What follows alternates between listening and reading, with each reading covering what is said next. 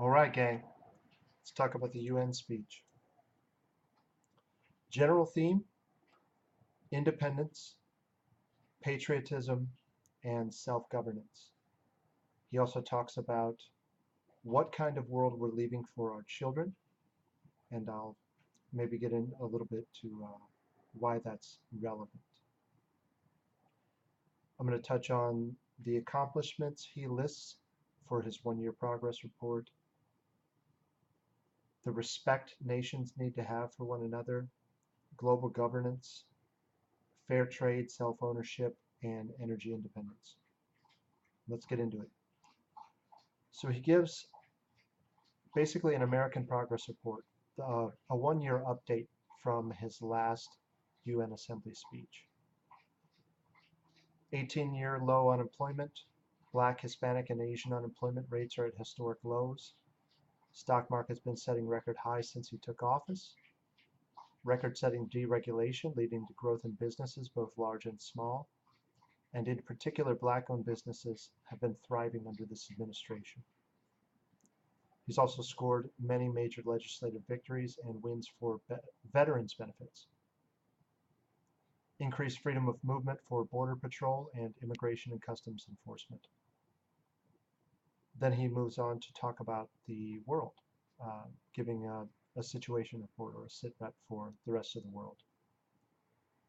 He starts out by saying that nations must respect each other. We each have our own culture, our own history, our own values that make our homeland like nowhere else on earth. Quote, America chooses independence and cooperation over global government. The US won't tell you how to live, work, or worship. We ask you to honor our sovereignty in return. End quote. Moves on to North Korea. It's credited by President Moon of South Korea for the peaceful negotiations between the North and South. Singapore summit meeting with Kim Jong-un. An end to all missile tests by North Korea. Dismantling of some of its nuclear facilities. Release of the hostages being held by North Korea. And states that the sanctions will remain in place until denuclearization occurs. Another really significant event that it may be nothing to you, but I can imagine myself in the situation of some of these families. But the president negotiated the return of the remains from the Korean War. So for the last 60 years, these parents, family members, husbands, wives, have not known factually, objectively, that their loved ones were lost. I imagined this while I was in Afghanistan. What would happen if I were killed and my team was unable to recover me? What that would do to my wife, what that would do to my family, to not have that kind of closure, even a closed casket ceremony. So you can imagine attending a funeral for a loved one and the body's not there. Hard to do. That's a huge, huge accomplishment in my opinion. Moves on to the Middle East. Gulf countries, UAE, Saudi Arabia, Qatar, Jordan, and Egypt, sounds like Hillary Clinton's donors, have pledged billions toward a resolution in Syria and Yemen. It's up to those nations to determine their future. I had a question about this, and I didn't look into it. Perhaps you want to, but who is it that's bombing Yemen? ISIS has been dismantled by the US and its partner forces. It calls for the de-escalation of the tragedy in Syria. Wasn't there an oil pipeline dispute in the Golan Heights in Syria? Something about whether it went through Golan Heights into Turkey or into the Mediterranean, a pipeline from Russia into Europe. Perhaps that's significant. There must be a response from the UN if chemical weapons are deployed. So you saw how quickly the president responded to the presumption that chemical weapons had been used. We launched 80 or 90 Hellfire missiles, Tomahawk missiles, I believe, off of a battleship into Syria, striking strategic targets very, very quickly. I believe it was within a few hours, definitely the next morning, 4 or 5 in the morning. He also says that relocation of refugees as close to their homes as possible is optimal for everyone involved. It's cheaper to resettle them there. They're closer to a culture that they're familiar with. They speak the language. They understand how things work there, as opposed to importing or exporting these migrants into places like Europe, into the United States, North America, South America, where they're going to have difficulty assimilating, and it costs way, way more to resettle them. He also praises Jordan and Syria and their people for hosting refugees from this conflict. Iran states that Iran has been pursuing an aggressive expansion in the region. This aggression prompted our withdrawal from the Iran deal, which was a windfall for the leaders who received billions in aid and increased their military budget by 40%. They sponsored terrorism in Syria and Yemen. Didn't Obama send planes filled with cash to Iran? Billions of dollars? Pallets of cash? Peculiar. And wasn't John McCain photographed with ISIS fighters in these countries? I can't remember.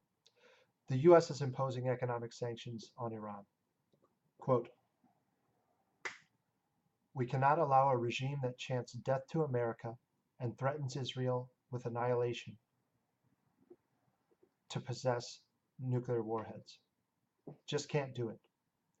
We ask to isolate this regime as long as the aggression continues." End quote. On to Israel. Real quick.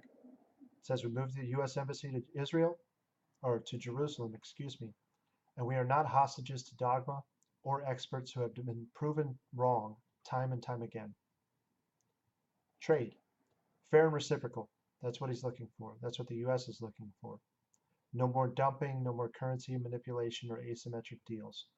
Just last month, signed a U.S.-Mexico trade deal and a U.S.-South Korea trade deal. World Trade Organization says countries in the WTO engage in product dumping, forced technology transfer, and theft of intellectual property. This is a big problem with China, as most people are aware. The U.S. lost 25% of its steel jobs when China joined the World Trade Organization and has been running a $14 trillion trade deficit.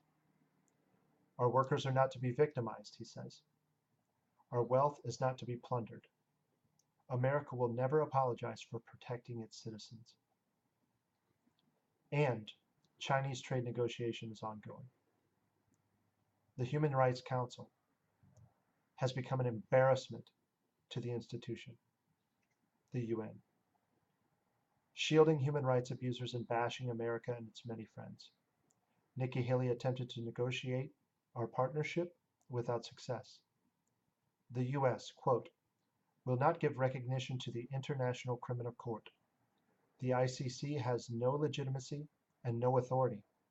It claims universal jurisdiction while violating due process, violating justice. We will never surrender to this unaccountable global bureaucracy. We reject globalism and embrace patriotism. Around the world, responsible nations must resist the threats to sovereignty." End quote. Moves on to energy independence. We are now the largest energy producer on the face of the earth. Relying on a single supplier leaves nations vulnerable to distortion and dependence. So you can imagine if there was only one source for you to get a product, say, I don't know, electricity. Like here in Florida, you have Gulf Power or you don't have power. And then you're fined probably for not being plugged into the grid. Or internet access. The number of ISPs is incredibly limited in this area, as I imagine it is in yours. When your choices are narrowed, and one of them decides to increase prices or cut off the flow or restrict the flow of those services, what are you going to do? This is a natural monopoly. Latin America, uncontrolled migration, tolerance for human smuggling and trafficking. Illegal immigration finances criminal networks and drug trafficking, which produces a vicious circle of crime and poverty. Only by upholding national borders can we break the cycle. So, what is he talking about? The U.S. demand for drugs creates violence in the third world. Those who control the flow of drugs through the third world and have the ability to get them across the border into the United States own the police, they own the politicians, they own the people. Mexico is owned by drug cartels. I've had this opinion a long, long time, and I maintain this position. The war on drugs is a disaster. The war on drugs should have been ended 60 years ago. The war on drugs should have never been started because we know what the secondary, tertiary, quaternary effects of it are. You make something illegal, you create black market demand for it. That black market demand leads to increased crime. And if our intent with criminalizing drugs in the first place was to reduce the crime associated with them, we're fighting against ourselves. It's the scorpion stinging itself in the head. Every nation has the right to control its immigration policy, and the US will not participate in the new global compact of migration. It is a global body, unaccountable to the people. You notice this is a recurring theme. Moves on to Venezuela. All the nations of the world must resist socialism. Socialism is cancer. Communism is cancer. Collectivism is cancer. It never works. Never works. Never has. Never will. Socialism, communism, collectivism, these ideologies do not work. Venezuela has gone from among the richest nations on earth to eating zoo animals. It's tragic. It's truly tragic what's happening to the people of Venezuela because they have no control over it. There's no democracy in Venezuela. It's a socialist dictatorship with Maduro at the helm. He's hiring celebrity chefs for dinner parties while his people are starving. It's despicable. The UN. The US will not pay more than 25% of the UN peacekeeping budgets. Quote, "We must pursue hope without despair, security without apology. Looking around this hall, we think of the many before who came here, and thoughts turn to the same question. The question of what kind of world will we leave to our children, and what kind of nations will they inherit?" End quote. This is significant given the situation that the European Union is in. Many of these leaders, Merkel and May, for example, have no children. There is no stake in the future for them. We're relying on a perception of virtue that has been created by the media, by their PR people. If you have no stake in the future, why not get all you can in the present? Do as thou wilt, right? I think it's important to realize that the people claiming to be virtuous, claiming to be compassionate, claiming to be caring for the future of these nations, have no stake in the future of these nations. Their bloodline ends with them. We believe in the majesty of freedom and the dignity of the individual, self-governance, rule of law, and culture built on strong families and fierce independence. Patriotism, he clarifies, is not uniquely American. Inside this great chamber, each patriot feels the same powerful love for his own nation, the same loyalty to our homeland. Passion has inspired reform and revolution, sacrifice, scientific breakthrough, and magnificent works of art.